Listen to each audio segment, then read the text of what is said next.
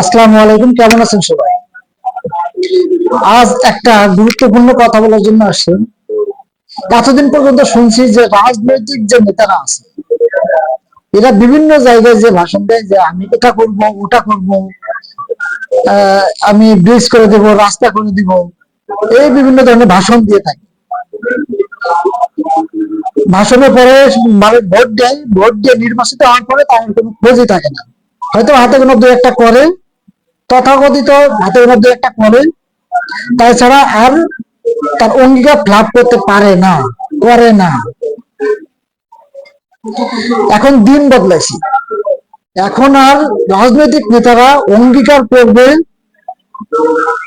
এটা করবো ওটা করবো, এটা না। এখন সাধারণ মানুষ বলবে যে আমার এলাকায় এই পাঁচটা সমস্যা আছে, একদম ইন্ডিকেট করে বলবে আমার এই পাঁচটা সমস্যা আছে আমার এলাকা।